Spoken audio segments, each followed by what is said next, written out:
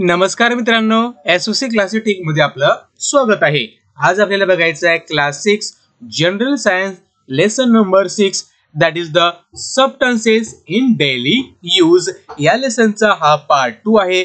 Part 1 जर तुम्हाला बघायचा असेल तर त्याची लिंक व्हिडिओच्या डिस्क्रिप्शन मध्ये दिलेली आहे, तिथे जाऊन तुम्ही बघू शकता। आणि सर्वात महत्त्वाचं म्हणजे मित्रांनो, जर क्लास 6 चे इतर सब्जेक्टचे व्हिडिओ जर तुम्हाला बघायचे असेल त्याच्या लिंक सुद्धा व्हिडिओच्या डिस्क्रिप्शन मध्ये दिलेले आहेत, तिथे जाऊन तुम्ही बघू शकता। आणि मित्रांनो, जर तुम्ही आमच्या चॅनलला सबस्क्राइब केले नसेल तर सर्वात अगोदर आमच्या चॅनलला सबस्क्राइब करा, या व्हिडिओला लाईक आणि शेअर करायला विसरू नका। हे एकमेव चॅनल आहे मराठीमध्ये जे तुम्हाला सर्व शैक्षणिक व्हिडिओ पुरवत असतं। चला तर सुरुवात करूया या व्हिडिओला। बघा मित्रांनो, तुम्ही आमच्यासोबत कनेक्ट कसं राहू शकता त्यासाठी तुम्ही आम्हाला व्हॉट्सअप करू शकता, टेलिग्राम वर सुद्धा तुम्ही आम्हाला जॉईन करू शकता, इंस्टाग्राम वर सुद्धा तुम्ही आम्हाला फॉलो करू शकता, गुगल वर जरी तुम्ही आम्हाला सर्च केलं तरी तुम्हाला सर्व व्हिडिओ पाहायला मिळतील। तुम्ही आम्हाला ईमेल सुद्धा करू शकता, ट्विटर वर सुद्धा तुम्ही आम्हाला फॉलो करू शकता आणि फेसबुक वर सुद्धा आमच्या पेजला लाईक करू शकता। आणि सर्वात महत्त्वाचं म्हणजे आमच्या ब्लॉगला सुद्धा व्हिजिट करू शकता आणि सर्व व्हिडिओ पाहू शकता। चला तर सुरुवात करूया या व्हिडिओला। तर बघा मित्रांनो, मागच्या व्हिडिओमध्ये आपण काय बघितलं, त्याच्यामध्ये आपण जे सबस्टन्सेस असतात हे कोणकोणत्या प्रकारचे असतात आपण बघितलं। ठीक आहे, there are the two type of the substances. First one is the natural substances आणि second one is the man made substances. आता हे सबस्टन्सेस असतात ते कशा प्रकारे प्रोड्यूस केले जातात, त्यांचं प्रोडक्शन कसं होते हे आपल्याला इथं बघायचं आहे। चला तर सुरुवात करूया। आता सर्वात अगोदर आपण रबर बद्दल थोडी माहिती बघणार आहे। रबर तुम्हाला माहित आहे। आता ह्या रबरची सुद्धा दोन टाइप आहेत, एक आहे नॅचरल आणि दुसरा आहे आर्टिफिशियल। नॅचरल म्हणजे काय आहे, जो निसर्गामध्ये अवेलेबल आहे। आर्टिफिशियल म्हणजे काय, त्याला आपण बनवतो स्वतः। ठीक आहे, आता जे हे नॅचरल रबर असते, ठीक आहे, हे नॅचरल रबर असते हे आपण एका ट्री पासून, एका ट्रीच्या गम पासून किंवा त्याला सॅप पासून आपण त्याला मिळवत असतो। आता गम आणि सॅप म्हणजे काय आहे, तुम्ही डिंक नाव ऐकलं असेल मराठीमध्ये, ठीक आहे, तोच म्हणजे त्याला आपण गम म्हणतो किंवा सॅप म्हणतो। तर त्या गम पासून किंवा सॅप पासून आपण रबर बनवत असतो किंवा ते रबर आपण मिळवतो, त्या रबरला आपण नॅचरल रबर म्हणतो। आणि ह्या नॅचरल रबरला जर आपण प्रोसेस केलं, त्याच्यामध्ये काही जर ऍड केलं आणि त्याच्यापासून जर आपण काही वेगळ्या प्रकारचं रबर बनवलं तर त्याला आपण म्हणत असतो मॅन मेड रबर। ठीक आहे, ते आपण नंतर बघूया। बघा आता दिस सॅब इज कॉल्ड द लॅटेक्स, आणि त्या गमला किंवा त्या सॅबला आपण काय म्हणतो, लॅटेक्स असं म्हणत असतो। त्याला एक वेगळ्या प्रकारचा गंध असतो, वास असतो, ती व्हाईट कलरचा असते, म्हणजे पांढऱ्या रंगाचा तो आपल्याला दिसतो। ठीक आहे, आता बघा मित्रांनो, इथे तुम्हाला ट्री दिसेल। या ट्री मध्ये अशा प्रकारे कट केले जाते। कट केल्यानंतर ह्या वनस्पतीमध्ये किंवा या प्लांट मध्ये जे काही गम आहे, ठीक आहे, किंवा जे काही सॅब आहे ते हळूहळू बाहेर निघायला सुरुवात होते। ते एका पॉट मध्ये कलेक्ट केले जाते। हे आहे नॅचरल रबर किंवा याला आपण लॅटेक्स असं म्हणूया। काय म्हणूया, लॅटेक्स। आता जे नॅचरल रबर असते मित्रांनो, हे आपण एखाद्या विशिष्ट वनस्पतीपासून याला आपण मिळवत असतो, तर याला म्हणतात लॅटेक्स। एक आहे व्हाईट कलरचं तुम्हाला दिसते, याला म्हणतो आपण लॅटेक्स। ठीक आहे, आता हे लॅटेक्स जे आहे किंवा ज्या वनस्पतीपासून आपण ज्याला मिळवतो, या रबर ट्री आपण त्याला म्हणूया सोप्या भाषेमध्ये।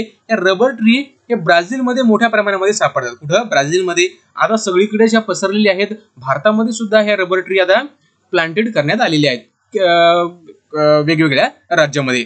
तर बघा मित्रांनो, या ट्रीचं जे काही बॉटॅनिकल नेम आहे ते आहे हेवी ब्राझिलियन्सिस। ठीक आहे, हेविया ब्राझिलियन्सिस। ठीक आहे, हेविया ब्राझिलियन्सिस या ट्रीचं नाव आहे, बॉटॅनिकल नेम आहे। ठीक आहे, आणि भारतामध्ये जर बोलायचं झालं तर केरळ राज्यामध्ये सर्वात जास्त प्रोडक्शन केले जाते कशाचं, तर रबरचं। कोणत्या राज्यामध्ये केले जाते, रबरचं। कोणत्या राज्यामध्ये केले जाते, केरळमध्ये। कशाचं, तर रबरचं। तर या गोष्टी तुम्ही इथे ध्यानात ठेवा। आता आपण बघितलं लॅटेक्स म्हणजे काय, ठीक आहे, रबर कसं असते, नॅचरल रबर। आता आपल्याला बघायचं आहे वल्कनायझेशन ऑफ रबर। म्हणजे बघा आपल्याकडे काय आहे, नॅचरल रबर आहे।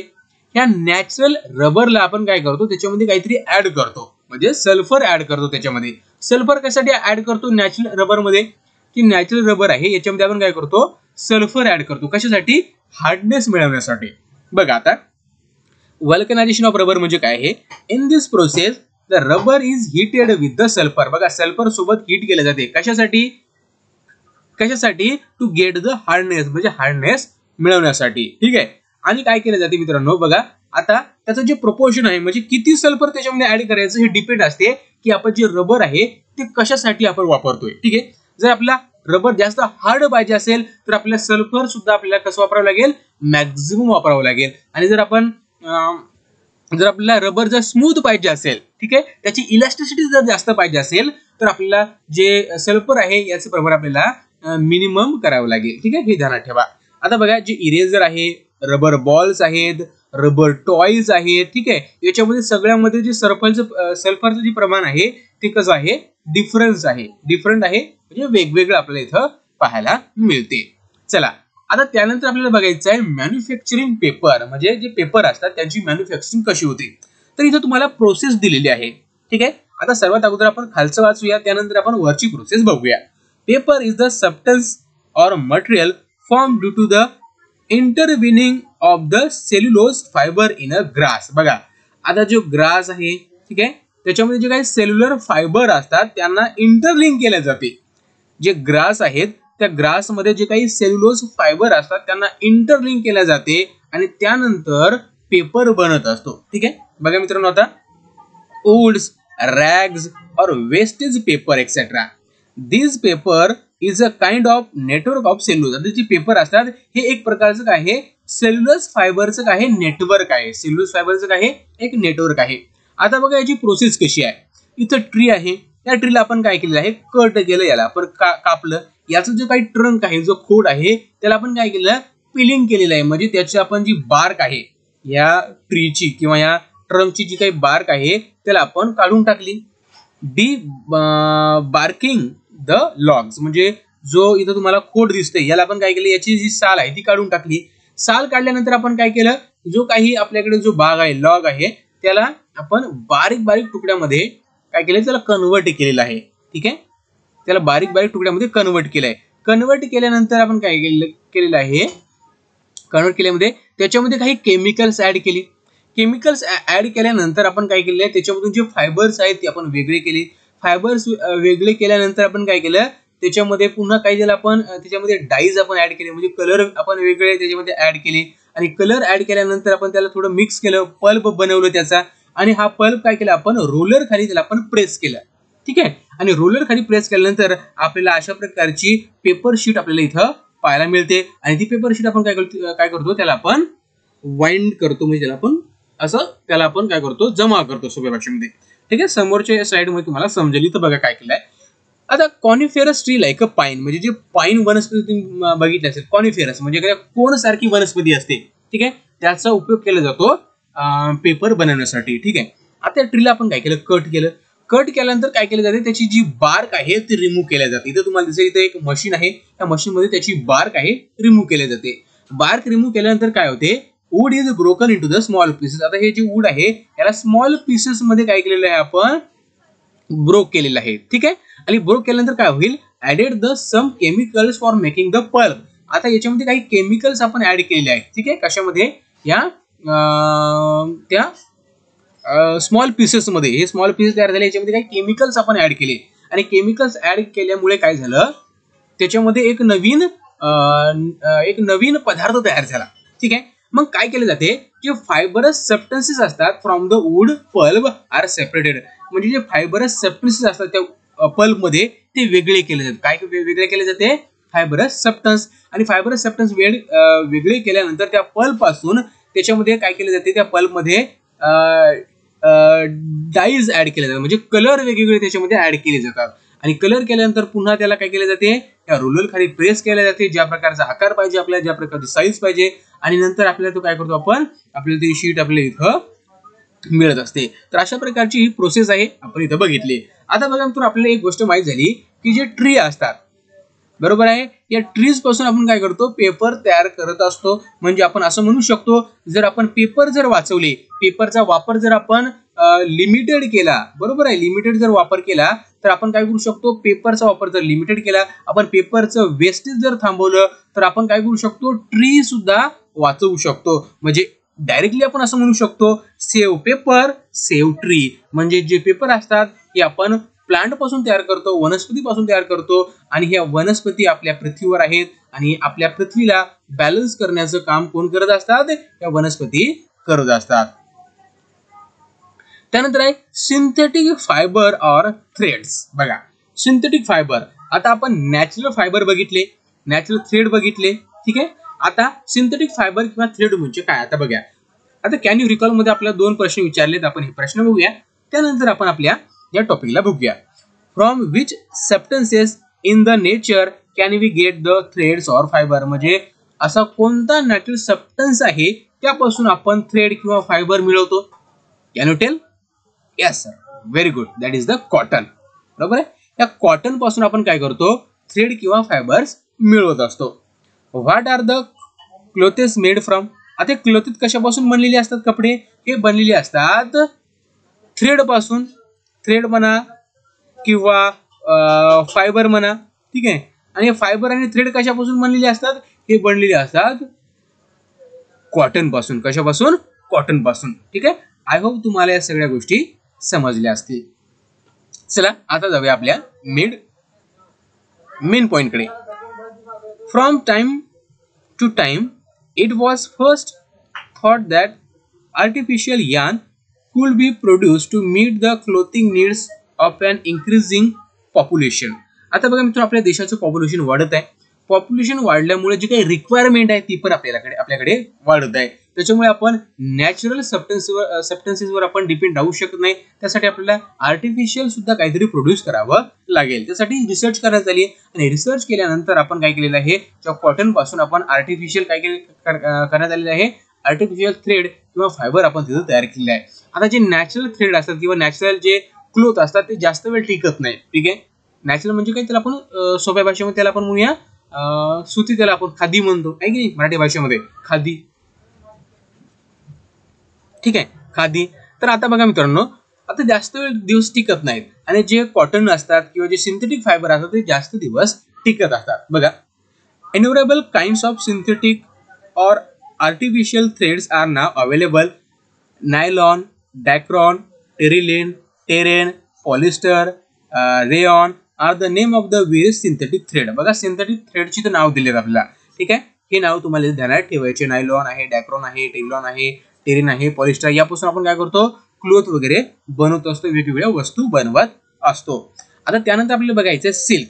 Silk is a natural thread. बघा सिल्क आहे एक नॅचरल थ्रेड आहे किंवा फायबर आहे, obtained from the cocoons of silk worm. बघा इथे तुम्हाला कोकून्स दिसतात, ठीक आहे, आणि याच्यामध्ये सिल्क वॉर्म असतात, ह्या आळ्या, ठीक आहे. यापासून हे कोकून्स बनतात आणि या कोकून पासून सिल्क बनते. फ्रॉम द वन कोकून, बघा एक कोकून म्हणजे बघा या कोकून पासून, हे कोकून दिसतो ना, यापासून 500 meters to 1300 meters of thread can be obtained. बघा या कोकून्स पासून 500 ते 1300 मीटर पर्यंत आपण थ्रेड मिळवू शकतो. It is sed that the silk was first produce on the large scale in the China. आणि हे जे सिल्क आहे हे फर्स्ट टाइम चायनामध्ये प्रोड्यूस करण्यात आलं होतं. कुठं? चायनामध्ये. त्यानंतर almost all the articles made from the natural fibre in the olden days now be made from the synthetic threads. Nylon, rayon, Terylene, acrylic are all the synthetic threads and many articles in our daily use are made from them. आता बघा जुन्या काळामध्ये जे काही natural fibre पासून बनवले जायचं ते आता सर्व सिंथेटिक फायबर पासून बनवले जात आहे. इथे तुम्हाला दिसतं हे सिंथेटिक फायबर आहेत. बघा हे आता हे कसे आहेत बघा, दिसायला सुद्धा डेकोरेटिव्ह आहेत, वेगवेगळे कलर आहेत आणि दे आर लॉंग लास्टिंग, म्हणजे जास्त टिकतात. So that's why people prefer this synthetic fibre. त्यानंतर आहे डायक्रॉन, टेरिलिन अँड टेरेन. बघा various hydrocarbons obtain from the minerals. आणि जे हायड्रोकार्बन्स असतात ते मिनरल्स ऑइल पासून मिळवले जातात, ठीक आहे, ठीक आहे. आणि यांचा वापर कशासाठी केला जातो? To make the polymer chain. कशासाठी? पॉलिमर चेन बनवण्यासाठी.